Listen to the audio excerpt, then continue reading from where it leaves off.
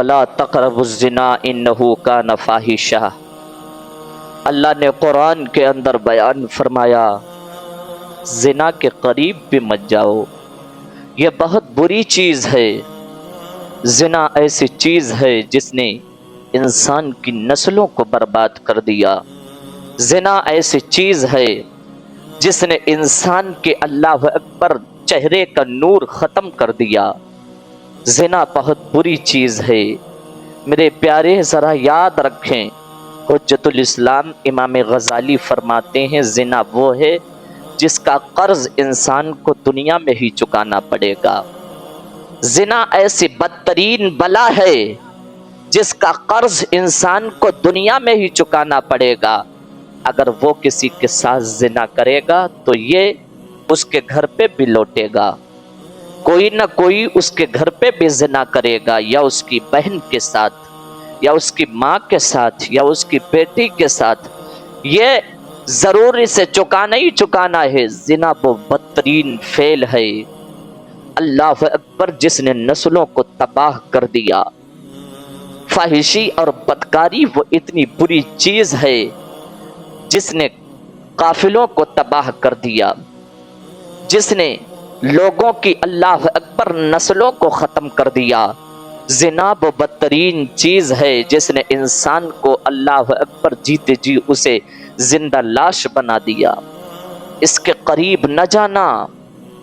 ذرا غور کرو میرے بھائی، صلاح الدین ایوبی کا وہ قول، صلاح الدین ایوبی نے کہا تھا اگر کسی نسل کو تباہ کرنا ہو، اگر کسی قوم کو تباہ کرنا ہو تو اس قوم کے تلوار اور برچھی اور اس سے جنگ کرنے کی ضرورت نہیں ہے، اگر اس قوم کو مارنا ہو تو اس قوم کے اندر عیاشی اور بدکاری اتنی بھر دو وہ قوم خود بخود تباہ و برباد ہوتی ہوئی نظر آئے گی۔ کیا آج نہیں ہے ہمارے معاشرے کے اندر؟ ہمارا معاشرہ سسک رہا ہے، ہمارا معاشرہ تڑپ رہا ہے۔ اللہ اکبر، آج ہماری فریادیں نہیں سنی جا رہی۔ اس کا حال یہ ہے کہ ہماری نظروں میں حیا نہیں رہ گئی، ہماری نظروں میں وقار نہیں رہ گیا، ہماری نظروں سے حیا ختم ہو گئی۔ پھر تم کہتے ہو کہ دنیا کے اندر مارے جا رہے، تم کہتے ہو دنیا کے اندر کاٹے جا رہے۔ ارے اگر تم نیک ہو جاؤ اور برائیوں سے دور ہو جاؤ تو آج بھی تم ہی تو عزت والے ہو، آج بھی تمہارا ہی تو وقار ہے، آج بھی اگر اہمیت ملے گی تو تمہیں ملے گی، آج بھی اگر اسلام چمکے گا اے نوجوان تو تجھ سے چمکے گا، اسلام کے اندر بہار آئے گی تو تجھ سے آئے گی، اسلام کے اندر چمک آئے گی، نکھار آئے گا تجھ سے۔ تو نے کہاں اپنی زندگی کو برباد کر دیا؟ کون سی دہلیز پہ لا کر کے تو نے خود کو کھڑا کر دیا؟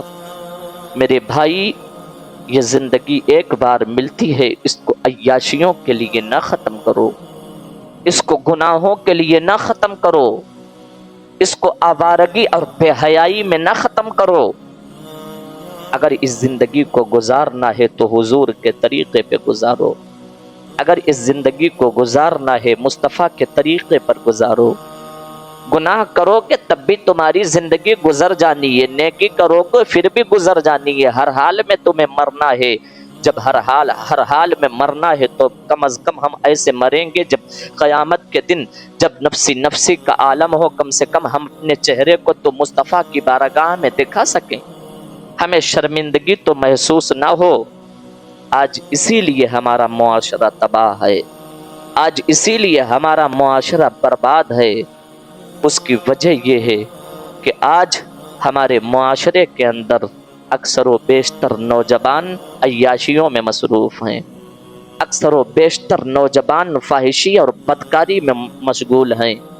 ارے وہ نوجوان جس کا چہرہ نوجوانی میں سیب کی طرح کھلا ہونا چاہیے تھا، وہ نوجوان آج نوجوانی کی حالت میں ایسا ہو گیا کہ اگر اس کے کوئی تھپڑ مار دے تو وہ برداشت نہ کر سکے، ایسا نوجوان ہو گیا جو سورج کی تپش بھی برداشت نہ کر سکے، ایسا نوجوان ہو گیا اللہ اکبر جو اگر تھوڑی سی تکلیف ہو تو یہ برداشت نہ کر سکے، کیوں؟ کیونکہ اس نے اپنی زندگی کو دنیا کے لیے ختم کر دیا، تھوڑے سے مزے کے لیے اس نے اپنی زندگی کو برباد کر دیا، نسلوں کو تباہ کر دیا، دوسرے کی زندگی کو ختم کر دیا۔